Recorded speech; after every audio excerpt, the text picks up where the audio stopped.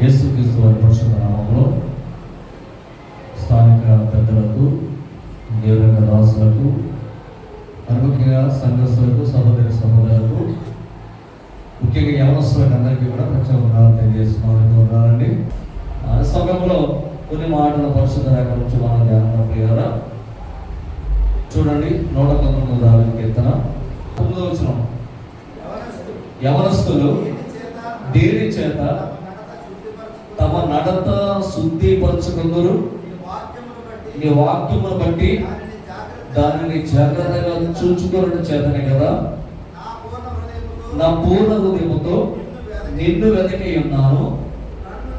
నన్ను నీ ఆజ్ఞలను విడిచి తిరుగులేకుము. నీ ఎదుట నేను పాపము చేయకుండానట్లు నా హృదయములో నీ వాక్యము ఉంచుకొని ఉన్నాను. సహాయపడే చిన్న ప్రార్థన చేసుకున్నాం. దాని తల ఉంచండి ప్రతి ఒక్కరు కూడా. ప్రేమానుభవమైన మా ప్రియ పరలోక తండ్రి, నీ పరిశుద్ధమైన నామాన్ని బట్టి స్తుతులు, స్తోత్రాలు, కృతజ్ఞతా స్తుతులు, వందనాలు చేస్తున్నాం ప్రభువా. ఈ రాత్రి నీ దాస నన్ను ప్రభు స్థలాన్ని నడిపించినందుకు నీ స్తోత్రాలు, వందనాలు చేస్తున్నాం ప్రభువా. స్థానిక పెద్దలను, పరిచారకులను, సహోదరి యవనస్తులను మీరు దీవించి ఆశీర్వదించండి ప్రభు. సమయంలో నిలుచున్నది నేనప్పటికీ కూడా నిలబెట్టుకునే ప్రభువా, నీ పిల్లలను మేమందరం ప్రభు నీ వాక్యము కొరకు మేము ఆశలు ఎదురు చూస్తుండగా ప్రభా, నీ దాసుల నామాల ప్రభ అందరికీ కావలసినటువంటి ఆత్మీయ ఆహారాన్ని ప్రభ భుజించడానికి సమీపస్తులైనట్టుగా నీ ఆత్మీయ ఆహారం మాకు అనుగ్రహించి మేము ఆధ్యాత్మికంగా ఆత్మీయంగా బలపరచబడి స్థిరపరచబడి నీ లేఖనానుసారంగా జీవించడానికి సహాయం దయచేయండి. ఎంతో మంది ఈ వేదిక మీద ప్రభా, ఎంతో మంది దైవజనులు, స్థానిక దైవజనులు, పెద్దలు ఎంతో ఆత్మీయంగా బలపరిచారు, స్థిరపరిచారు. అందరి బట్టి నీకు స్తుతులు, స్తోత్రాలు చేర్చుకుని మా తండ్రి, ఈ సభలో మరొకసారి నీ పాద సన్నిధి చేరి ప్రభా, ఈ వాక్యం వైపు మేము ఆసక్తి కలిగి ఎదురు చూస్తుండగా అందరికీ ఏం అవసరమైనదో, ఎవరికి ఏ వాక్యము అవసరమైనదో ఎరిగిన దేవుడు కనుక అట్టి వాక్యాన్ని వారికి అందించి వారు దిద్దుకోవాల్సిన సంగతులు దిద్దుకొని సరిచేసుకోవాల్సిన సంగతులు సరిచేసుకొని ప్రభా, మారు మనసు లేని వారు అనేక మంది ఉంటుండగా మారు మనసు పొంది రక్షించబడి నీ వాక్యానుసారం జీవించడానికి సహాయం దయచేయమని, చేరుతులందరూ దీవించి ఆశీర్వదించమని, చదవబడిన లేఖనాన్ని ధ్యానిస్తుండగా సహాయం దయచేయమని మా ప్రభువును రక్షకుడు యేసుక్రీస్తు వారి పరిశుద్ధ నామములో ప్రార్థించి స్తుతులు చెల్లించి వేడుకొనుచున్న మా ప్రియ పరలోకపు తండ్రి, ఆమేన్. ప్రియ సహోదరి సహోదరులారా, యవనస్తులారా, రాత్రికాల సమయంలో దేవుని వాక్యాన్ని మనం ఆలోచన చేసినట్లయితే యవనస్తులు దేని చేత తమ నడతను శుద్ధిపరచుకుందరు. ఇక్కడ మనకి ఏం కావాలని దేవుని మందిరానికి వచ్చాం? ఎందుకు వచ్చాం? మన అందరం శుద్ధి చేసుకోవడానికి. ఏమి శుద్ధి చేసుకోవాలి? ఏమి శుద్ధిపరచుకోవాలి? మన హృదయాలను శుద్ధీకరించుకోవాలి, శుద్ధపరచుకోవాలి. దేని చేత మన హృదయాలు శుద్ధపరచబడతాయి అని మనం ఆలోచన చేసినట్లయితే యవనస్తులు దేని చేత తమ నడత శుద్ధీకరించుకుందరు అన్నారు. కింద మనం చూస్తే నీ వాక్యమును బట్టి దానిని జాగ్రత్తగా చూచుకోవడం చేతనే కదా అన్నాడు. అంటే మనము మన హృదయము శుద్ధీకరించబడాలంటే, మనలో మార్పు చెందే జీవితాన్ని కలిగి ఉండాలంటే, మనము మారు మనసు పొందాలంటే దేవుని వాక్యము ద్వారానే తప్ప మరి దేని ద్వారా మనం శుద్ధిపరచుకోలేము. దేని ద్వారా మనము మారు మనసు పొందలేము. తల్లిదండ్రులుగా ఎవరి బిడ్డలకు, చిన్న బిడ్డలకు ఎన్నో వారి బుద్ధులు నేర్పుతూ వారికి ఎన్నో క్రమశిక్షణ నేర్పుతూ ఉంటారు. స్కూల్లో అయితే టీచర్స్ చిన్న బిడ్డలకు ఎన్నో పాఠాలతో పాటుగా వారి క్రమశిక్షణ ఎలాగో కలిగి ఉండాలో, వారు ఎలాగో తల్లిదండ్రులకు లోబడి ఉండాలో, గురువుల పట్ల ఎలాగో గౌరవంగా ఉండాలో స్కూల్లో టీచర్స్ చెప్తూ ఉంటారు. స్థానిక సంఘములో పెద్దలైన వారు, దేవుని దాసులైన వారు దేవుని వాక్యం ద్వారా హెచ్చరిస్తూ మన బలపరుస్తూ నడిపిస్తూ ఉంటారు. మరి అలాంటి సందర్భములలో మనం ఎన్నో నేర్చుకోవాలి. ఇక్కడ వాక్యం సెలవిస్తుంది, యవనస్తులు దేని చేత తమ నడతను శుద్ధిపరచుకుందరు. ఇక్కడ మనం ఆలోచన చేస్తున్నట్లయితే నడత బాగుండాలి. ఏం బాగుండాలండి? నడత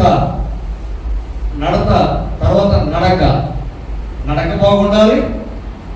నడత కూడా బాగుండాలి. అంటే నడిచే విధానంతో పాటుగా మనం ప్రవర్తించే తీరు కూడా బాగుండాలి. అంటే నడత అనగా మాట విధానం బాగుండాలి, పెద్దలను గౌరవించేటట్టుగా ఉండాలి, సేవకులను గౌరవించేటట్టుగా ఉండాలి. వాటికన్నా ముఖ్యంగా ఎఫెసీ పత్రిక 6వ అధ్యాయం మొదటి వచనం మనందరికీ తెలిసిన లేఖనం ఏంటంటే, పిల్లలారా మీ తల్లిదండ్రులకు విధేయులుండుడి లేదా లోబడి ఉండుడి, ఇది ధర్మం. వాక్యం మొట్టమొదటిగా ప్రభు అయిన యేసుక్రీస్తు చెప్తున్న మాట్లాడే, పిల్లలారా మీ తల్లిదండ్రులకు మీరు లోబడి ఉండుడి. ప్రతి సండే స్కూల్ విద్యార్థి, ప్రతి యవనస్తుడు, ప్రతి వాక్యము తెలిసిన పెద్దవారైనప్పటికీ కూడా ప్రతి వారం కూడా మనం తెలుసుకోవాల్సింది ఏంటంటే, మీ తల్లిదండ్రులకు లోబడి ఉండుడి, ఇది ధర్మం. ఇలా చాలా మంది యవనస్తులు ధర్మాన్ని తప్పుతూ ఉన్నారు, అధర్మంగా జీవిస్తున్నారు. తల్లిదండ్రులు కష్టించి పనిచేసి చెమట వచ్చి వారు రెక్కల ముక్కలు చేసుకొని మిమ్మల్ని విద్యాబుద్ధులు నేర్పిస్తూ విద్యావంతులుగా ఉద్యోగస్తులుగా చేస్తుంటే చాలా మంది యవనస్తులు తల్లిదండ్రుల మాటకు లోబడకుండా అవిధేయులుగా జీవిస్తున్నారు. వారి ఇష్టాన్ని నెరవేర్చుకుంటూ ఇష్టానుసారంగా జీవిస్తున్నారు పిల్లలు. కాబట్టి మనము సరిచేయబడాలంటే విద్య అవసరమే, ఉద్యోగం అవసరమే, కానీ వాటికంటే ప్రాముఖ్యమైనది ఏంటో తెలుసండి, దేవుని వాక్యం. కాబట్టి వాక్యము చదవలేని వారు చాలా మంది ఉన్నారు. డిగ్రీ చదివినప్పటికీ కూడా, పీజీలు చేసినప్పటికీ కూడా కొంతమంది వాక్యం చదవలేరు, వాక్యం చదవడం కూడా రాదు. కొంతమంది చదువులేని వారు కూడా వాక్యాన్ని చాలా గంటపదంగా వారు చదువుతూ ఉన్నట్టుగా మనం చూస్తూ ఉన్నాం. ఇక్కడ ప్రాముఖ్యమైన ఉద్దేశం ఏంటంటే, నడత బాగుండాలి అంటే ప్రవర్తన బాగుండాలి. ప్రసంగి అటువంటి కదా, ప్రసంగి గ్రంథంలో నీవు మందిరములకు పోవునప్పుడు నీ ప్రవర్తనను జాగ్రత్తగా చూచుగలము. మనం మందిరానికి వస్తున్నామంటే మనం ఏం సరి చేసుకున్నావా, దేవునికి సన్నిధికి ప్రవర్తన సరి చేసుకుని జాగ్రత్తగా మందిరానికి రావాల్సి ఉంది. ప్రవర్తన ఎక్కడ సరి చేసుకోవాలి? దేవుని యొక్క మందిరానికి రాకముని పేరు సరి చేసుకోవాలి, మందిరానికి రాకముని పేరు సరిదిద్దుకోవాలి. సరిదిద్దుకుని సరి చేయబడిన తర్వాత మందిరానికి వచ్చి దేవునికి ఇష్టరాలుగా జీవించి దేవుని వాక్యం వైపు ఆలకించేవాడుగా ఉండాలి. వాక్యం సెలవిస్తుంది, నడత శుద్ధీకరించుకోవాలి, నడక కూడా సరి చేసుకోవాలి. చాలా మంది నడక బాగుంటుంది, నడత బాగుంటుంది, కానీ నడక బాగలేని వారు ఉన్నారు. మందిరం సేపు బాగానే ఉంటుంది, మందిరం వెలుపలి వెళ్ళిన తర్వాత వారి ఇష్టానుసారంగా జీవించిన వారు అనేక మంది ఉన్నారు. ఇక్కడ చూడండి, ఈ వాక్యమును బట్టి దానిని జాగ్రత్తగా చూచుకొనుట చేతనే కదా అని వాక్యం సెలవిస్తుంది. కాబట్టి ఇక్కడ వాక్యం సెలవిస్తుంది, నీ వాక్యమును బట్టి దానిని జాగ్రత్తగా చూచుకొనుము. ఎలా చూచుకోవాలి? నా పూర్ణ హృదయముతో నేను వెతికి ఉన్నాను. దేవుడు ఎలా వెతకాలండి? పూర్ణ హృదయముతో, నీ పూర్ణ హృదయముతో, నీ పూర్ణ మనసుతో ప్రభుని గణపరచాలి. అంటే పూర్ణ హృదయం, సంపూర్ణమైన మనసు కలిగి వారు ఉండాలి. పూర్ణ హృదయము అంటే ఎలా ఉండాలంటే మీకు అర్థం అవడం కోసం, పౌర్ణమి వస్తుంది తెలుసా? ఆ పౌర్ణమి రోజు చంద్రుడు ఎలా ఉంటాడు? స్టీల్ కలిసి మెరిసిపోతూ ఉంటాడు కదా, మెరిసిపోతుంటాడు, దగ్గరగా మెరిసిపోతాడు. నేను చెప్పే భాగం ఏంటంటే, చంద్రుడు పౌర్ణమి రోజు ఎలా సంపూర్ణంగా కనబడతాడో ఆ రీతిగా నీ మనసు ఉండాలి, నీ హృదయం ఆ రీతిగా సిద్ధపాటు కలిగి ఉండాలి. పూర్ణ హృదయంతో, ఏ పరపక్ష ఏ మత్స డాగులైన హృదయంతో ప్రభుని కనపరచాలి, ప్రభుని ఆరాధించాలి. ఇక నా పూర్ణ హృదయంతో నేను వెతకాలి. ఎంతమంది వెతుకుతున్నావు? చాలా మంది లోకంలో ఏదో వెతుకులను వెతుకుతున్నారు. యవనస్తులే కానీ ఇక్కడ యవనస్తులు తక్కువ ఉన్నారు, పెద్దవాళ్ళు ఎక్కువ ఉన్నారు. కాబట్టి రెండింటిని కూడా మిక్స్ చేసి చెప్పాలి నేను. కాబట్టి మిక్సర్ చూస్తున్నాగా గమనించండి, మనము పూర్ణ హృదయంతో దేవుని వెతకాలి. ఈ లోకంలో చాలా మంది బయట ప్రపంచంలో ఎన్నో రకరకాల పరిస్థితులు వెతుకుతున్నారు. అటువంటి పరిస్థితులు వెతుకుతూ పరిగెడుతున్నారు పిల్లల. అది చివరికి ఆయాసమే తప్ప దానివల్ల ఏమాత్రమూ ప్రయోజనం లేదు. పూర్ణ హృదయం వెతకాలి. వెతకాలని ఎక్కడ దొరుకుతుంది? వెతుకుడి మీకు, తర్వాత తట్టుడి మీకు తీయబడు. వెతిక వారికి ప్రతీది దొరుకుతారు. కానీ వాక్యం ఎంతమంది వెతుకుతున్నాం, ఎంతమంది వాక్యాన్ని చదువుతున్నాం? అప్పుడే 9 మాసాలు అయిపోయింది. ఇది ఎన్నో మాసం అండి? 10వ మాసం. ఇంకొక 3 మాసాలు, ఇంకో 2 మాసాలు, ఈ మాసంతో కలుపుకొని 3 మాసాలు, మరొక కొత్త సంవత్సరం. ఎంతమంది మనం బైబిల్ చదువుతున్నాం? ఎంతమంది దేవుని వాక్యాన్ని మనం ధ్యానిస్తున్నాం? ఎంతమంది బైబిల్ పూర్తి చేయగలిగాం? ఎంతసేపు పనికిమాలిన పుస్తకాలు, పనికిమాలినటువంటి మొబైల్ ద్వారా మనము ఎన్నో రకరకాల చెత్త విషయాలు మనము మనసు పెడుతున్నాం, కానీ దేవుని వాక్యాన్ని ఎంతమంది ధ్యానిస్తున్నాం? పూర్ణ హృదయంతో వెతకాలి. నన్ను నీ ఆజ్ఞలను విడిచి తిరుగునీయకము అన్నాడు. ఏ ఆజ్ఞలండి? నన్ను నీ ఆజ్ఞలను విడిచి తిరుగునీయకము అన్నాడు. అంటే ఆయన ఆజ్ఞలను విడిచి మనం తిరగకుండా ఉండాలంటే కీర్తనకారుడు అంటున్నాడు, 1వ అధ్యాయము 1వ వచనం చదవండి. దుష్టుల ఆలోచన చొప్పున నడవక, పాపుల మార్గమును నిలవక, అపహాస్యులు కూర్చుండక. అమ్మ గడ్డి ఎప్పుడన్నా ఏంటన్నమాట? యెహోవా ధర్మశాస్త్రమునందు ఎందులో ఆనందం ఉంది? మనకి ఎందులో ఆనందం ఉంది? నన్ను నీ ఆజ్ఞలు విడిచి తిరుగునేకము. ఆ ఆజ్ఞలను గైకొనాలంటే యెహోవా ధర్మశాస్త్రములో ఆనందం ఉంది. ఇలా చాలా మంది అది అర్థం కాక ఏం చేస్తున్నారు తెలుసా? అపహాస్యులు కూర్చొని చోటను చాలా మంది అవసరం కూర్చుంటున్నారు. కూర్చోలేని చోట, కూర్చోకుండా ఉండే చోట కూర్చుంటున్నారు. కూర్చోవలసినటువంటి చోట కూర్చోకుండా ఆ కూర్చోలేని ప్రదేశంలో లోకానుసారమైన జీవితం జీవిస్తూ, లోకులతో సహవాసం చేస్తూ వారి ఇష్టానుసారంగా జీవిస్తున్నారు. పిల్లలు దుష్టుల ఆలోచన చెప్పుకున్నట్టు ఒక పాపల మార్గమున నిలువక, అపహాసం కూర్చుండక, యెహోవా ధర్మశాస్త్రమందు ఆనందించుచు దివారాత్మకు దాన్ని ధ్యానించువాడు ధన్యుడు. మనం ధన్యులుగా ఉండాలంటే, ధన్యత పొందాలంటే, దేవుని ఆశీర్వాదం పొందుకోవాలంటే ఏమి చదవాలి? ధర్మశాస్త్రం చదవాలి. అందుకే దేవుని వాక్యం మొదలుగా మనం చూస్తే యవనస్తుల యొక్క నడక శుద్ధి చేయబడాలి అని అంటే వాక్యం చదవాలి. ఈనాడు చాలా మంది వాక్యానికంటే ప్రాముఖ్యత వారి విద్యను అభ్యసిస్తున్నటువంటి వారి పుస్తకాలు చదవడానికి ఆశపడుతున్నారు, పోటీ పరీక్షలకు ఇష్టపడుతున్నారు. మంచిదే, కానీ వారు శరీరానుసారులుగా కాకుండా ఆత్మానుసారులుగా ఉండాలి అంటే దేవుని వాక్యాన్ని ధ్యానించేవారికి ఉండాలి. కనీసం రోజుకొక అధ్యాయం చొప్పున మనం చదివితే బైబిల్ ఎంతకాలం మనం చదవాలో ఆలోచన చేయండి.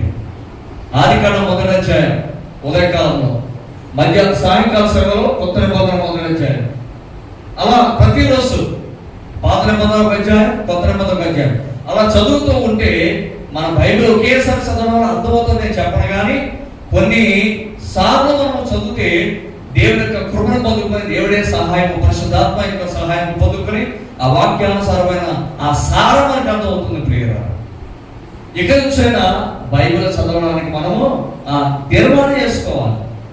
మారుమనసు పొందడానికి, రక్షణ పొందడానికి తీర్మానం చేసుకున్నారు, బాప్తిస్మం తీసుకున్నారు, మంచిదే. కానీ వాటికంటే ప్రాముఖ్యమైన తెలుసండి, బైబిల్ చదవాలి. చాలా మంది నేటి యవనస్తులు అన్నవారు బైబిల్ చదవడానికి పక్కన పడేస్తున్నారు. మందిరానికి వచ్చినప్పుడు బైబిల్ తీసుకొస్తున్నారు, కొంతమంది మొబైల్ తీసుకొస్తున్నారు, మొబైల్లోనే బైబిల్ చూస్తున్నారు. ఇది ఎంతవరకు అంటో మరి మీకు అర్థం చేసుకుని మీకే ప్రశ్న ఇస్తున్నాను. మనం మందిరానికి వెళ్తున్నామంటే మన ఆయుధం ఏంటండి? బైబిల్.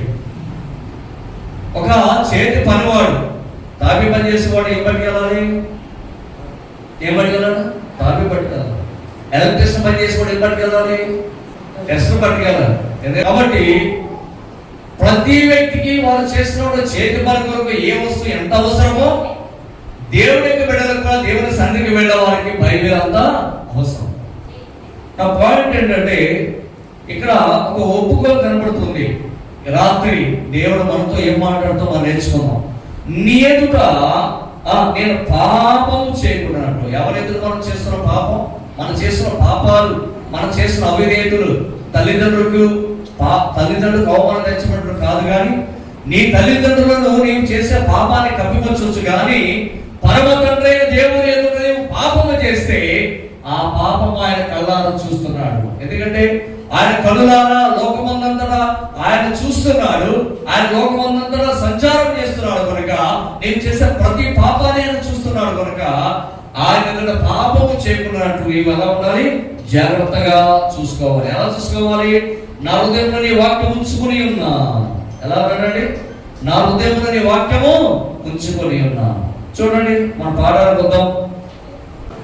మొదటి గీతం మొదటి వచనంలో దుష్టుల ఆలోచన చెప్పున, అండర్లైన్ చేసుకోండి. రెండవది చూస్తే 4వ వచనం చూడండి, దుష్టులు అలాగునుండక. ఉన్నదా మీ బైబిల్లో? చూస్తున్నారా? దుష్టులు అలాగునుండక. ప్రియులారా, తర్వాత చూడండి 2వ వచనం, మొదటి వచనం 2వ పాపల మార్గమున నిలవక. తర్వాత నిలువక అనే మాట ఇంకెక్కడ ఉందో చూడండి. 5వ వచనంలో నీతిమంతుల సభలో పాపులను నిలువరు అన్నాడు. కాబట్టి 6వ వచనం 2వ దుష్టుల మార్గము నాశనమునకు అన్నాడు. తర్వాత నడుపుము అన్నాడు. ఇలా మనం ఈ 6 వచనాల వరకు మీరు చదివినట్లయితే దుష్టులు అనే మాట ఎన్నిసార్లు ఉంది, పాపులు అనే మాట ఎన్ని చోట్ల ఉంది, నడవక లేదా నిలువక అనే మాట ఎన్నిసార్లు ఉంది, కూర్చుండక అనే మాట ఎన్నిసార్లు ఉంది అనే మాట మనం ధ్యానం చేసినట్లయితే ఇక్కడ మన ప్రధానమైనటువంటి లేఖనాన్ని మనం ఆలోచన చేసినట్లయితే దుష్టులను దేవుడు మార్చు జనులను ఎక్కడ దిగిపోతారట?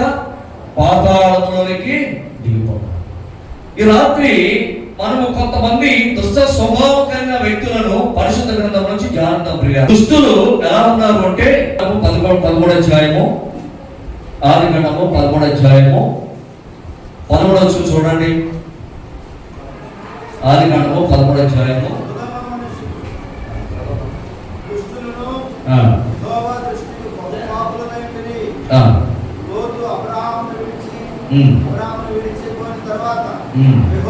యెహోవా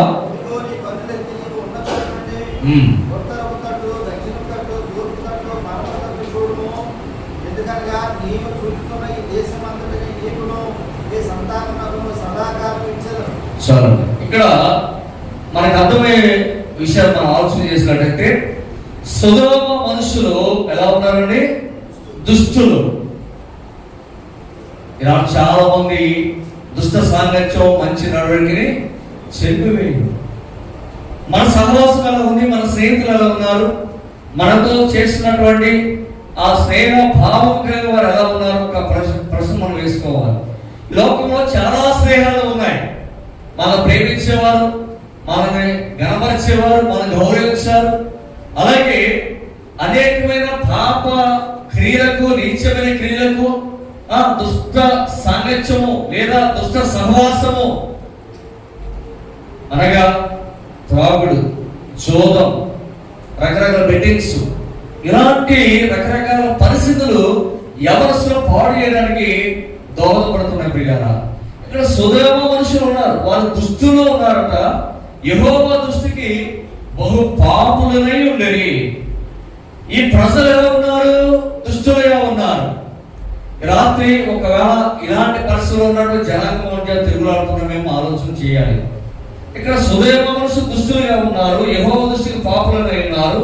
వీరి పరిస్థితి మనం ఆలోచన చేసినట్లయితే వీరు దేవుని దృష్టికి భయంకరులుగా ఉన్నారన్న సంగతి మనకు అర్థమవుతుంది. మీకు ఇంకా బాగా అర్థం అవ్వాలంటే ఒక మాట చూడండి.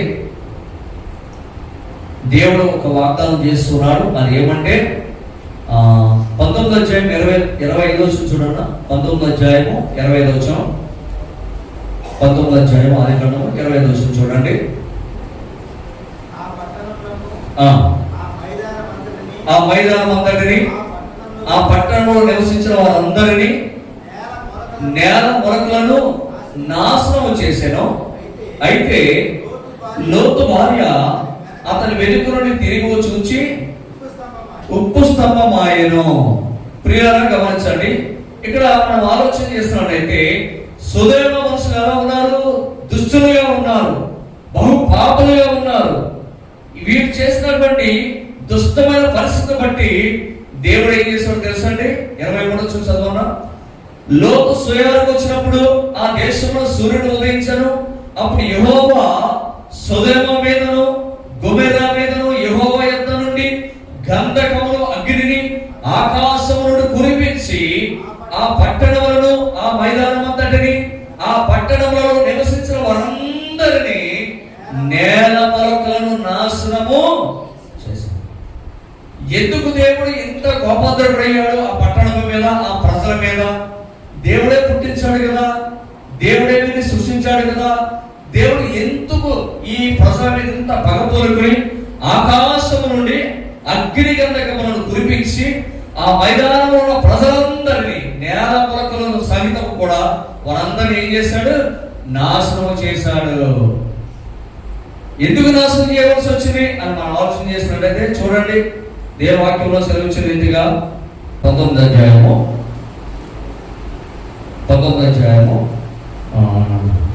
3వ వచనం చూడండి. అయినను అతడు మిక్కిలి బలవంతం చేసినప్పుడు వారు అతని తట్టు తిరిగి అతని ఇంట ప్రవేశించి అతడు వారికి విందు చేసి పొంగని రొట్టెలు కాల్చగా వారు భోజనము చేసేది. ఎవరు వీరు? ఎవరంటే వీళ్ళు? ఎవరికి ఈయన విందు చేశాడు? ఎవరికి ఈయన మంచి భోజనం సిద్ధపరిచారు అని అంటే, మొదటి వచనం చూస్తే ఆ ఇద్దరు దేవదూతలు ఎక్కడికి వచ్చారంటే సొదొమ చేరినప్పటికీ లోతు సొదొమ గమని ఎదురు కూర్చున్నప్పుడు వారిని చూచి వారి ఎదురు నుండి లేచి సాష్టాంగ నమస్కారం చేసి వారి ఇంటికి ఆహ్వానించి వారి భోజనము వారి సిద్ధపరచాడుగా చూస్తున్నాం. తదుపరి జరిగినటువంటి సంగతి, ఆ మనుషులు ఎలా ఉన్నారు, ఆ మనుషుల ప్రవర్తన వల్ల దేవుడు ఎందుకు కోపద్రేకుడయ్యి ఆ సొదొమ మనుషుల మీద అగ్నిగంధం కురిపించి పట్టణాన్ని నాశనం చేశాడు అనే ఆలోచన మనం చేసినట్లయితే దానికి మూల వచనాన్ని మనం చూస్తే 4వ వచనం చూడండి. వారు పండుకొనక ముందు ఆ పట్టణస్థులు అనగా సొదొమ మనుషులు, బాలురును, వృద్ధులను, ప్రజలందరూ నలుదిక్కుల నుండి కూడి వచ్చి ఆ ఇల్లు చుట్ట వేసి. చాలండి, ఇక్కడ ఎవరు పట్టుకున్న సందర్భంలో దేవదూతలు చక్కని ఆహారం లోతుగా సిద్ధపరిచారు, చక్కగా భోజనం చేస్తారు. భోజనం చేసిన తర్వాత సహనీయులకు వచ్చిందంటే నిద్ర. అప్పుడు ఆనందించారు, నిద్ర వస్తుంది, సహజంగా అందరికీ నిద్ర వస్తుంది. పట్టుకున్నారట. పట్టుకున్న సందర్భంలో ఆ సొదొమ మనుషుల యొక్క పరిస్థితి మనం ఆలోచన చేసినట్లయితే వాళ్ళు ఎలా ఉన్నారట? బాలురును అంటే బాల్య వయసు కలిగిన వారు కదా. బాలురు అంటే ఏ వయసు కలిగిన వారు? 12 ఏళ్ళ లోపల వారు, 14 ఏళ్ళ లోపల వారు కూడా బాలురే. కాబట్టి బాలురును, వృద్ధులను అంటే వృద్ధాప్య కలిగిన వారు, 60 దాటిన వారు అవ్వచ్చు, లేదా 70 సంవత్సరాలు కలిగిన వారు అవ్వచ్చు. వృద్ధాప్య కలిగిన వారును, ప్రజలందరూ నలుదిక్కులను కూడి వచ్చి ఆ ఇల్లు చుట్ట వేసి లోతును పిలిచి, ఈ రాత్రి నీ యొద్దకు వచ్చిన మనుషులు ఎక్కడా? వీరికి అవసరం అండి, అవసరం వాళ్ళకి, వృద్ధాప్యులు ఉన్న వారికి, అలాగే బాలురికి ఇది అవసరమా? నేటి యవనస్తులు కూడా, యవన ప్రాయంతో సంబంధం లేని బాలులు కూడా సమాధానం చెప్పలేని పరిస్థితి. ఏదైనా ప్రశ్న అడుగుకోండి చిన్నపిల్లవాడిని, యానికి ఏం సమాధానం చెప్పాలి? అసలు పెద్దలు కనపడితే వందనాలు చెప్పే పరిస్థితి ఉన్నారా ఈనాడు? యవనస్తులు కానీ పిల్లలు కానీ ఎలా వందనాలు చెప్పగానే పరిస్థితి చెప్పుకొని మరి చెప్పించుకునే పరిస్థితి ఉంది. మా చిన్నతనంలో అయితే సేవకులు కనపడ్డా, పెద్దలు కనపడ్డా, వారికి కనపడకుండా ఉండాలి కానీ కనపడితే మనకి వందనాలు. కానీ ఈనాడు రా వందనాలు చెప్పాడు రా బాబు అని చెప్పి మరి చెప్పించుకోవాల్సిన పరిస్థితి ఉంది.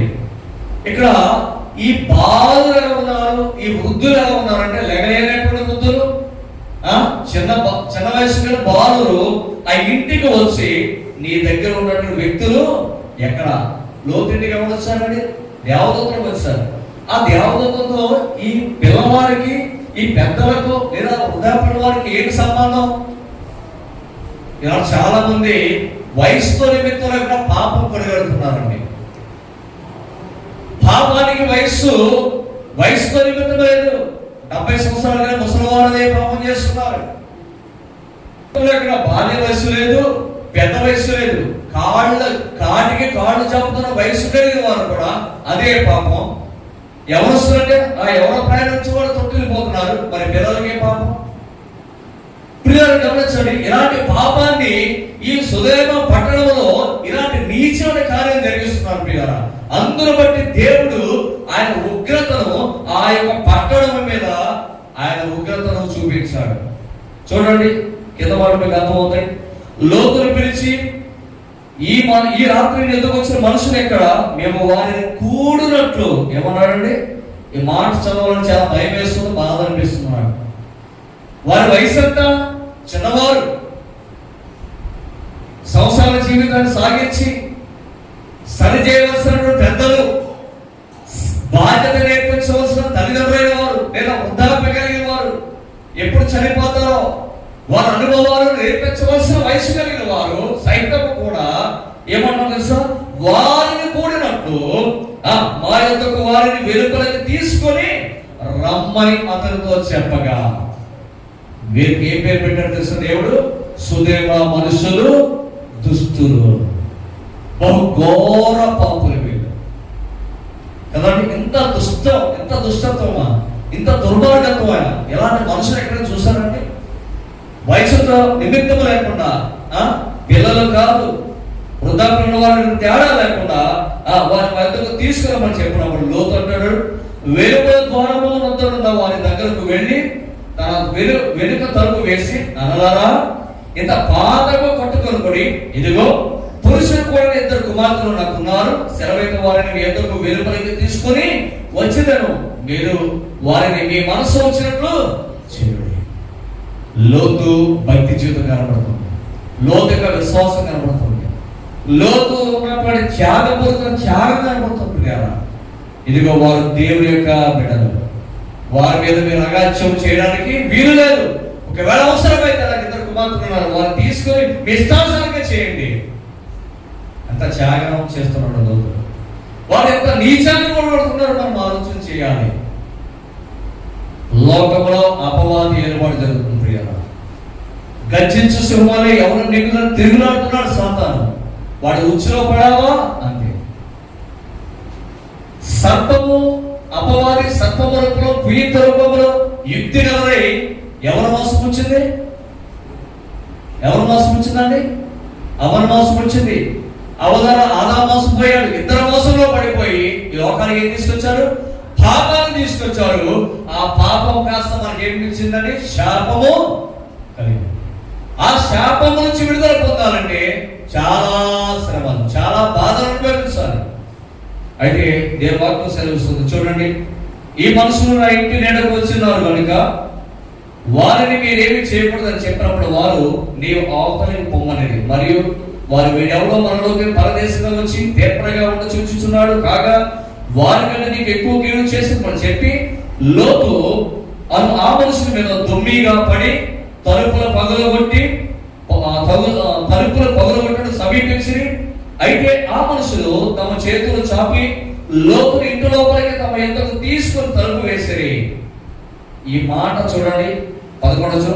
అప్పుడు వారు పెద్దలను మొదలుకొని పెద్దల వరకు, అయితే ద్వారము దగ్గర ఉన్న వారికి కనుమప్పు కలుగు చేయగా వారు ద్వారము కనుగొనలేక విసిగిరి. దేవుడు ఎంత గొప్ప దేవుడు! దేవుడు ఆ పాపం నుంచి, ఆ భయంకరమైన దుస్తుల మధ్య నుంచి దేవుడు వారి కనుమప్పు కలుగు చేసి వారిని రక్షించినట్టుగా మనం చూస్తున్నాం. వారు చేసిన పాపం అనే పాతకమును బట్టి దేవుని యొక్క ఉగ్రత ఆ సుధర్మ పట్టణానికి దారి తీసింది. ఈ రాత్రి మనకు కూడా మన కుటుంబాల్లో ఎన్నో శ్రమలు వస్తున్నాయి, మన కుటుంబాల్లో ఎన్నో కష్టాలు వస్తున్నాయి, మన కుటుంబాల్లో ఎన్నో ఇబ్బందులు వస్తున్నాయి. దానికి కారణం ఏంటి? ఒకవేళ మనం చేసే అవిధేయతమేమో, ఒకవేళ మనం చేసే పాపం ఏదైనా దాచిపెట్టుకుంటున్నామేమో. పాపాలు ఒప్పుకోకుండా ఎంతగానో దాచిపెట్టుకుంటున్నాం. డబ్బు దాచుకుంటున్నాం, బంగారం దాచుకుంటున్నాం, విలువైన వస్తువులు దాచుకుంటున్నాం, విలువైనటువంటి పరిస్థితులు దాచుకుంటున్నాం. కానీ నీ హృదయంలో, నీ కుటుంబంలో, నీ గృహంలో పాపాన్ని దాచుకుంటే తన అతిక్రమమైన క్రియలను దాచిపెట్టి వాడు వర్ధిల్లడు. ఎవడైతే అతిక్రమ క్రియలు దాచిపెడుతున్నాడో వాడు వర్ధిల్లడు. నీ వర్ధిల్లాలంటే నీ పాపాలను విడిచిపెట్టాలి, నీ అతిక్రమ క్రియలను విడిచిపెట్టాలి, నీ అవినీతిని విడిచిపెట్టాలి, నీ అజ్ఞానాన్ని విడిచిపెట్టాలి. కాబట్టి ఎంతకాలం దేవుని నామాన్ని అవమానపరచేటట్టుగా జీవిస్తున్నాం. మరొక మాట నేను వాక్యాలు చూడండి. సమయం 2వ గ్రంథం 11వ అధ్యాయము మొదటి చదవడం పర్లేదు. తర్వాత దావీదు కూడా అబ్షాలోమునకు తామారునకు సుందరవతియకు సహోదరి ఉండగా దావీదు కుమారుడు అమ్నోను ఆమెను మోహించాను. తామారు కన్యకైనందున ఆమెకు ఏమీ చేయవాలని దుర్లభమని అమ్నోను గ్రహించి చింతాక్రాంతుడై తన చెల్లెలైన తామారును బట్టి చిక్కిపోయాను. ప్రియ సోదరి సోదరుడా, ఈ యొక్క రాత్రికాల దేవుని వాక్యం సెలవిస్తుంది, దావీదు కుమారుడు అబ్షాలోమునకు ఎవరున్నారట? తామారునొక సుందరవతియగు సహోదరి ఉండేను కదా. ఈ కథ మన అందరికీ తెలిసిందే. కథలుగా మనం చూస్తే కథగానే మిగిలిపోతుంది ఏదైనా. అర్థమవుతుందండి? దీనిలో ఉన్న భావాన్ని మనం అర్థం చేసుకోవాలి, దీనిలో ఉన్న సత్యాన్ని అర్థం చేసుకోవాలి, దీనిలో ఉన్న అసత్యాన్ని మనం అర్థం చేసుకోవాలి, దీనిలో ఉన్న పరిస్థితులు మనం అర్థం చేసుకోవాలి. ఇక్కడ ఒక వ్యక్తి, ఒక అన్న అంటే ఏంటంటే సోదరికి ఎలా ఉండాలి? అభయస్థులు ఇచ్చేవాడిగా ఉండాలి. నేను నీకు తోడుగా ఉన్నాను అని అభయం ఇచ్చేవాడిగా ఉండాలి. కానీ ఈ అన్నే పాముగా సర్పముగా కాటేసే వ్యక్తిగా కనబడితే ఏ సహోదరి పరిస్థితి ఎలా ఉంటుందో సార్ ఆలోచించండి. ఇక్కడ మనం చూసినట్లయితే అమ్నోను ఆమెను మోహించాను. ఎంత దుష్కార్యమో, ఎంత నీచమైనటువంటి పరిశుద్ధాత్మ దేవుడు ఎందుకు ఈ మాట రాయించాడు? మనకి బుద్ధి కలుగునకే దేవుడు ఈ మాట రాయించాడు. గమనించండి, ఇతను చేసిన పరిస్థితి ఏంటంటే బహుచింతాకాంతుడై తన చెల్లెలు తామారు బట్టి చిక్కిపోయాను, అమ్నోనునకు మిత్రుడొకడు ఉండేను. నా పాయింట్ ఇది తామారు గురించి కాదు, అమ్నోని అన్న చెల్లెల గురించి కాదు. కానీ ఇక్కడ అమ్నోనికి ఎవరున్నారంటే మిత్రుడు ఒకడు ఉన్నాడు. ఈనాడు సహోదరుల ఎవరు పెట్టారా? ఎవరొస్తున్నారా? మీకు కూడా మిత్రులు ఉన్నారు కదా, మీకు కూడా స్నేహితులు ఉన్నారు కదా. ఏ స్నేహాలు ఉన్నాయి మీకు ఒకసారి ఆలోచన చేసుకోండి. మీ స్నేహితులు ఎటువంటి వారు, మీ స్నేహితురాలు ఎటువంటి వారు ఎప్పుడైనా ఆలోచన చేసావా? నువ్వు ఏ పదార్థాలు వాడు అడిగినవి అన్ని ఇచ్చినంతసేపు నీ స్నేహం బాగానే ఉంటుంది. వాడు అడిగినవి ఇవ్వకుండా ఎప్పుడైతే ఆపేస్తావో నీ స్నేహము ఏమైపోతుంది? విడిపోయే పరిస్థితి. ఇక్కడ లోకంలో అనేక స్నేహాలు ఉన్నాయి. డబ్బు ఉంటే స్నేహం చేస్తారు, జ్ఞానం ఉంటే స్నేహం చేస్తారు, పరపతి ఉంటే స్నేహం చేస్తారు, మంచి హోదా ఉంటే స్నేహం చేస్తారు, మంచి గౌరవప్రదమైన కుటుంబాలు ఉంటే స్నేహం చేస్తారు. లోకంలో రకరకాల స్నేహాలు ఉన్నాయి. ఇక్కడ కూడా అమ్నోనుకు స్నేహితుడు ఉన్నాడు. ఈ స్నేహితుడు యొక్క సలహా ఎలా అతని జీవితంలో మార్పు కలిగించిందా, లేకపోతే భ్రష్ట మనసుకు అప్పగించబడ్డాడా అని ఆలోచన చేస్తే ఇక్కడ చూడండి, అమ్నోనుకు మిత్రుడు ఉండెను, అతడు దావీదు సహోదరుడు షిమియా కుమారుడు, అతని పేరు యెహోనాదాబు. ఏం పేరండి? యెహోనాదాబు. ఈ యెహోనాదాబు బహు కపటము గలవాడు. ఎవరనైనా బహు కపటము గలవాడు. జాగ్రత్త ప్రియ సహోదరి సహోదరులారా, ప్రియ మనస్సులారా, కపటమైన మనస్సులు, కపటమైన స్నేహాలు ఉన్నాయి. జాగ్రత్త. మీతోటే మాట్లాడుతుంటారు, మీతోటే నడుస్తూ ఉంటారు, మీతోటే అన్ని చేస్తుంటారు, కానీ మీ వెనకాల మీకు గోతులు చేస్తారు. నేటి ఎవరు పాపానికి ప్రోత్సహిస్తారు, పాపానికి మేము ప్రేరేపిస్తారు, అవసరమైతే పాపంలోనే మేము పడతాడని చూస్తారు.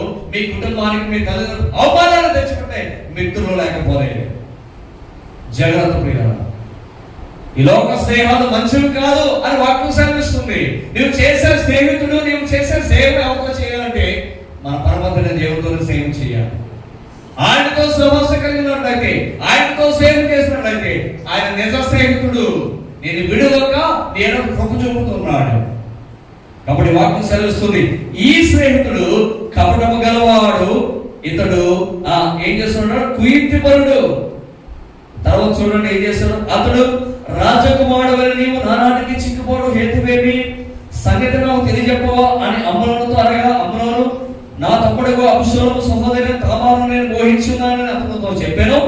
యెహోనాదాబు నీకు రోగమైన వేషం వేసుకొని నేర్పుతున్నాడు. జాగ్రత్త. రోగం లేని వాటికి రోగం వచ్చినట్టుగా వేషం వేసుకో. ఒక ఆమె కూడా వేషం వేసుకుని కూర్చుంది మామగారి కోసం. భర్త చనిపోయిన తర్వాత ఏం చేసింది? మామయ్య వస్తాడు, మామయ్యతో సంసార జీవితాన్ని చేసినట్లయితే నా యొక్క వంశవృక్షాన్ని నిలుపుకుంటాను అని వేషం వేసుకుని ముసుగు వేసుకుని పాపం చేసినటువంటి సహోదరు మనం చూసాం. సందర్భం కాదు కానీ ఊరికనే జ్ఞాపకం చేస్తున్నాడు. ప్రియులారా, ఇతను చెప్తున్నాడు ఏమిటంటే, నీవు రోగమైనట్టు వేషం వేసుకొని నీ మంచం మీద పండుకొని ఉండవు. ప్రియ సోదర సోదరులు, ఏమొస్తున్నారు? చాలా మంది వేషం వేసుకుంటున్నారండి. వేషం వేసుకుంటున్నారు, ముసుగు వేసుకుంటున్నారు. ఆ ముసుగు తొలగించడానికి, ఆ వేషాన్ని తీసివేయడానికి ఒక ఆయన వస్తున్నాడు.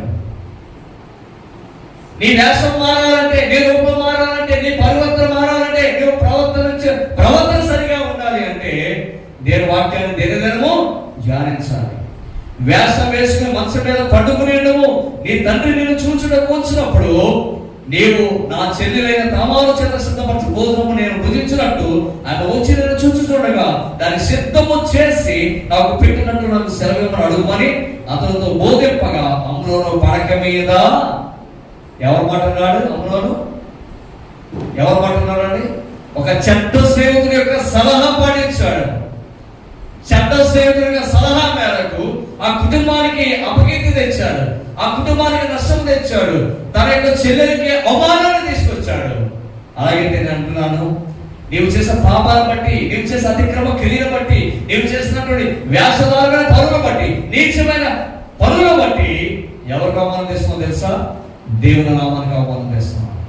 రక్షించబడిన వారు కూడా దేవుని నామాన్ని అవమానపరుస్తున్నారు. అన్య జనులుగా నా నామము మీరు అవమానపరుస్తున్నారు. రక్షించబడిన వారు కూడా అదే పరిస్థితిలో ఉన్నారు. రక్షించబడిన వారు వారి ఇష్టాన్ని నెరవేర్చుకుంటూ దేవుని నామాన్ని అవమానపరుస్తున్నారు. పిల్లరా, ఇతను చేసిన పని ఏమిటంటే, ఇతను వ్యాసం వేసుకొని పడక మీద పండుకొని ఉన్నారు. కింద మాట చూడండి, కింద మాట చూస్తే 11వ వచనం, నీవు ఇశ్రాయేలులో దుర్మార్గుడవు నువ్వు, అయితే ఇద్దరు గురించి రాజుతో మాట్లాడవు. 14వ వచనం, అతడు ఆమె మాట వెనక ఆమె బలవంతమును చేసి ఆమె అవమానపరిచాడు. చూస్తారండి ఏం చేశాడు? అవమానపరిచాడు. మొదటి మాట కీర్తనకారుడు మొదటి దుష్టుల ఆలోచన చొప్పున నడిచిన అమ్ములను చూస్తున్నాం.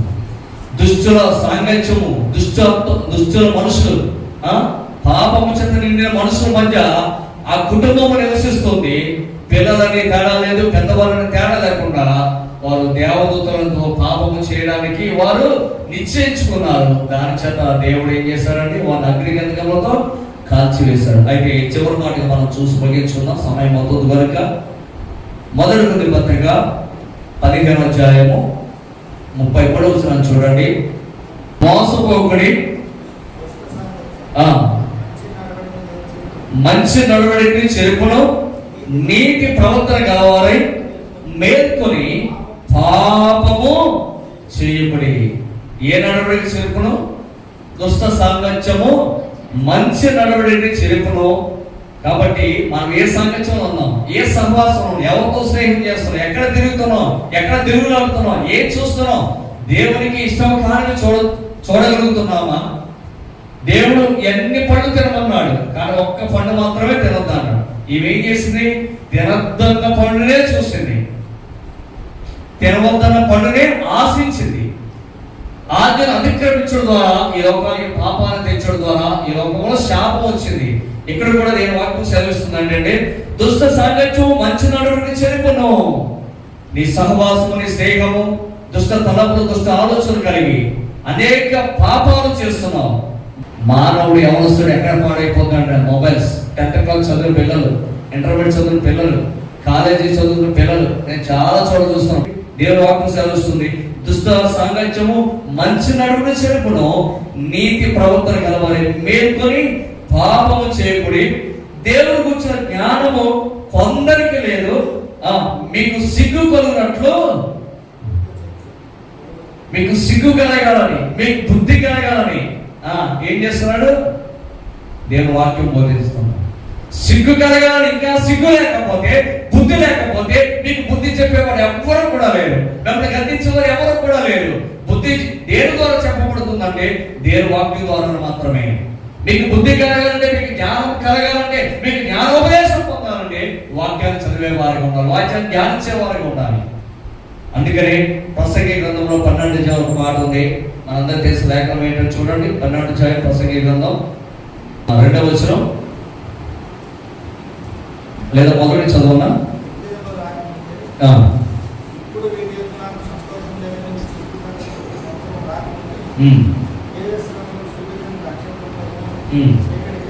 చీకటి కమ్మక ముందే, వాన వెలిసిన తర్వాత మేఘముల మరలా రాకముందే, నీ బాల్య దినమందే నీ సృష్టికర్తను స్మరణకు తెచ్చుకోను. ఎప్పుడు తెచ్చుకోవాలంటున్నాడు? ఎప్పుడు దేవుని జ్ఞాపకం చేసుకోవాలి? ఎప్పుడు దేవుని వాక్యాన్ని ధ్యానించాలి? ఎప్పుడు ప్రభు సన్నిధికి మనం రావాలి? ఎప్పుడు మనము దేవుని యొక్క వాక్యానుసారంగా జీవించాలని పరిశుద్ధాత్మ చెప్తున్నాడు అంటే దేవుని వాక్యం, నీ బాల్య దినమందే నీ సృష్టికర్తను స్మరణకు తెచ్చుకో, స్మరించుకో. ఎవరు ప్రేమ అయిపోయిన తర్వాత, ముద్దాకు వచ్చిన తర్వాత, నీ కార్యాలు నీ ఇష్టమైన పనులు జరిగించిన తర్వాత, అన్ని అయిపోయిన తర్వాత ప్రభు దగ్గర రావడం కాదు. ఎప్పుడు రావాలి ప్రభు దగ్గరకు? నీ బాల్య దినములోనే ప్రభుని అనుసరించాలి, ప్రభు వాక్యాన్ని కైకొనాలి, ప్రభు వాక్యానుసారం జీవితం జీవించాలి. నీ బాల్య దినమందే నీ సృష్టికర్తను స్మరణ తెచ్చుకునము అన్నాడు. ఎప్పుడు? దుర్దినములు రాకముందే. దుర్దినములు రాకముందే. ఈ లోకము దుర్దినమైన పరిస్థితులు మనం జీవిస్తున్నాం. ఈ లోకంలో జీవిస్తున్న మనము, ఆ లోకంలో, ఆ పాప లోకంలో మనం జీవిస్తున్న మనము ఈ దుర్దినం నుంచి దాటిపోవాలి అంటే బాల్య దినమందే సృష్టికర్తను స్మరణ తెచ్చుకోవాలి. ఆ బాల్య దినమందే సృష్టికర్తను స్మరణ తెచ్చుకున్న ఒక బాలుడు ఉన్నాడు. ఆ బాలుడు ఎవరు తెలుసండి? సమూయేలు. ఎవరండి? సమూయేలు. బాల్య దినములోనే ఆయన దేవుని యొక్క సేవకుని మాటకు లోబడ్డాడు, లేదా దేవుని యొక్క పిలుపుకు లోబడ్డాడు. ఆయన ఉన్నతమైన పిలుపును అనుసరించాడు. అలాగైతే మనం ఎప్పుడు దేవుని అనుసరించాలి? వయసు అంతా ఊడిపోయిన తర్వాత ఇంకా రక్షణ లేని వారు ఉన్నారు చాలా మంది.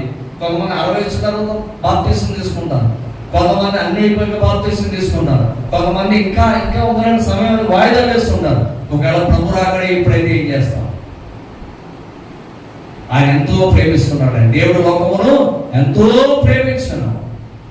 కాబట్టి అలాంటి ప్రేమమయుడైన ప్రభుని నీవు ప్రేమిస్తున్నట్లయితే, ఆయన వాక్యాన్ని కైకొన్నట్లయితే, ఆయన వాక్యానుసారాన్ని జీవించినట్లయితే, ఆయన ఆజ్ఞకు లోబడినట్లయితే, ఆయన వాక్యాన్ని దేవాలయం ధ్యానించేవాడు ధన్యత పొందుకుంటాడు. వాక్యం సెలవించిన రీతిగా నీ వాక్యాన్ని చదవాలి. వాక్యం చదువు ద్వారా నీవు బలపరచబడతావు. వాక్యం చదవని వారు ఎన్ని వాక్యాలు విన్నా, ఎన్ని బోధకులు, ఎన్ని ప్రసంగాలు చెప్పినప్పటికీ కూడా నీలో మార్పు అనేది రాదు. వాక్యాన్ని ధ్యానిస్తాడు, వాక్యానుసారం జీవితం జీవించాలంటే వాక్యాన్ని దినదినము నెమర వేసుకోవాలి. ప్రియ సోదరి సోదరుడా, దుష్ట ఆలోచన చెప్పున నడిచినటువంటి జనాంగాన్ని చూసాం. బాలురు, పెద్దలు, వయసు తారతమ్యం లేని వారు అగ్ని గంధకం ఆహుతి అయిపోయి వారు నశించిపోయారు. ఇక్కడ ఈ యొక్క సహోదరుడైతే ఒక దుష్ట మిత్రుడు వల్ల, ఆ చెడు సలహా వల్ల ఆ యొక్క వ్యక్తి ఏమయ్యాడు? పాపము చేసి తండ్రికి, తల్లికి, సోదరికి అవమానం తెచ్చాడు. నేటి యవనస్తులారా, నీ తల్లిదండ్రులకు అవమానం తెస్తున్నావా? నీ సంఘానికి అవమానం తెస్తున్నావా? నీ యొక్క పెద్దలకు నీ అవమానం తెస్తున్నావా? నీ టీచర్కి అవమానం తెస్తున్నావా? నీవు అలా జీవిస్తున్నావు. ఇంకా పాపములను బ్రతికి పాపములను చచ్చిపోతే ఏమాత్రం ప్రయోజనం లేదు. ఒక మాట చదివి ముగిస్తాను, చూడండి. ప్రకటన గ్రంథం 20వ అధ్యాయం 3వ వచనం చూడండి. అప్పుడు ఇదిగో దేవుని నివాసము మనుషులతో కూడా ఉన్నది, ఆయన వారితో కాపురపడేను, వారు ఆయన ప్రజలయ్యుందురు, దేవుడు తానే వారి దేవుడై ఉండి వారికి తోడై ఉండేను. ఎంత గొప్ప మాట ప్రియులారా! ఇదిగో దేవుని నివాసం ఎక్కడుందో తెలుసా? మనుషులతో కూడా ఉంది. దేవుని నివాసం ఎక్కడ ఉంది అని మనం చెప్పుకుంటున్నాం, కానీ దేవుని నివాసం ఎక్కడ 2-3 మనం కూడా ప్రార్థిస్తాం, నేను వారి మధ్యన ఉంటాను. ప్రభు సెలవిచ్చినట్టుగా ఇప్పుడు ఎవరున్నారు మన మధ్య? ఆయన నివాసంలో మనం ఉన్నాం. ఆయన మన మధ్య కృపాసత్య సంపూర్ణంగా నివసిస్తూ ఉన్నాడు కనుక ఆయన నివాసము మనతో ఉన్నది. ఆయన వారితో ఏమై ఉన్నాడా? కాపురం ఉండి వారు ఆయన ప్రజలయ్యుందురు, దేవుడు తానే వారి దేవుడై ఉండే వారికి తోడుగా ఉండను. ఆ 4వ వచనం చూడండి. ఆయన వారి కన్నుల ప్రతి బాష్ప బిందువు తుడిచివేయను, మరణం ఇక ఉండదు, దుఃఖమైనను, ఏడ్పైనను, వేదనైనను ఇక ఉండదు. మొదటి సంగతులు గతించిపోయినని సింహాసనముడు వచ్చిన గొప్ప స్వరము చెప్పుడు వింటిని. అప్పుడు సింహాసనశీనుడై ఉన్నవాడు, ఇదిగో సమస్తమును నూతనమైనవిగా చేర్చున్నామని చెప్పాను. మరియు ఈ మాటల నమ్మకమును నిజమైనను కనుక వ్రాయమనతో చెప్పుచున్నాడు. కింద వాడు చూడండి 8వ వచనంలో, పిరికి వారును, అవిశ్వాసులను, అసహ్యులను, నరహంతులను, వ్యభిచారులను, మాంత్రికులను, విగ్రహారాధికులను, అబద్ధకులు అందరూ అగ్ని గంధకములో మండుచున్న గుండములో పాలు పొందురు. ఇది 2వ. ఎవరైతే క్రీస్తుని అంగీకరించకుండా, క్రీస్తుని అనుసరించకుండా, వాక్యానుసారం జీవించకుండా, ఆజ్ఞలు అతిక్రమించి ఇష్టానుసారంగా జీవిస్తారో, పాపంలో బ్రతుకుతున్నారో, పాపంలో జీవిస్తున్నారో, నీ ఇష్టాన్ని నెరవేర్చుకుంటూ నీ ఇష్టానుసారంగా జీవిస్తున్నారో, అంటే వారికి తప్పదు నిత్యాగ్ని గుండం, అంటే వారికి తప్పదు మరణం. అగ్ని అనదు, పురుగు చావదు, బగబగా మండుచున్నటువంటి అగ్ని గంధకం, అగ్నిగుండం. అక్కడ ఏడుపులు, పెడపొప్పులు ఉంటాయి.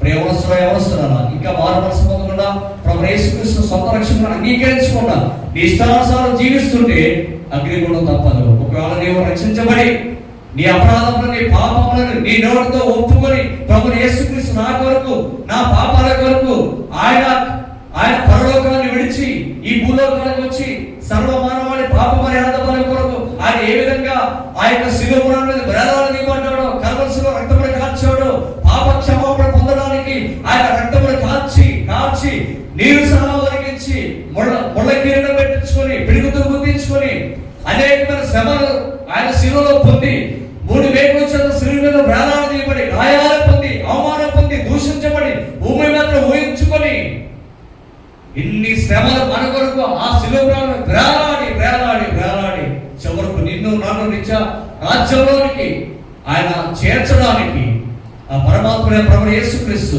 ఉదయం మొదలుకొని మధ్యాహ్నం 3 గంటలకు అయితే వరకు ఎర్రని ఎండలో ఆయన వెలువలాడుతూ నా ఏని నామ సభక్తాన్ని దగ్గరగా కాకవేసి సమాప్తమైన తండ్రికి తన ప్రాణాన్ని అప్పగించి సమాధి చేయబడి, లేఖన ప్రకారముగా 3 దినాల సమాధి నుండి తిరిగి 3వ దినాన పునరుద్ధారణగా లేచాడు అని ఎవరికి విశ్వసించి నమ్మి రక్షించబడి బాప్తిసం పొందారో అటు వారికి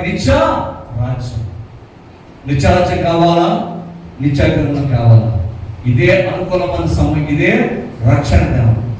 ప్రియ సోదర సోదరుడా, ఇంకా రక్షణ పొందకుండా, ఇంకా వారి మనసు పొందకుండా నీ ఇష్టానుసారంగా జీవిస్తే ఇదిగో భయంకరమైన పరిస్థితులు ఈ లోకంలో వెలువలాడుతున్నాయి. అనేక భూకంపాలు వచ్చి అనేక మంది చనిపోతున్నారు.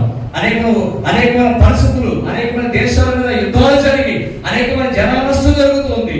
అనేకమైన ప్రయాణాలలో చనిపోతున్నారు. ఎంత విచారం అండి! ఇలాంటి దుర్దినాల మధ్య జీవిస్తున్నాం, ఇలాంటి భయంకర పరిస్థితులు జీవిస్తున్నాం. ఇంకా మారు మనసు పొందక, రక్షణ పొందకుండా నీ ఇష్టాన్ని నెరవేర్చుకుంటే ఏమాత్రం ప్రయోజనం లేదు. కాబట్టి ప్రియ సోదరుడా, నీవే దృష్టిలో ఉన్నావు, ఏ జాబితాలో ఉన్నావు, ఏ పరిస్థితులు ఎలా జీవిస్తున్నావు, ఒక ఆత్మ పరిశీలన చేసుకొని ప్రభుకు ఇష్టడుగా మనం ఉందాం. దేవుడి పరిశుద్ధ వాక్యమును దీవించును గాక. ఆమేన్.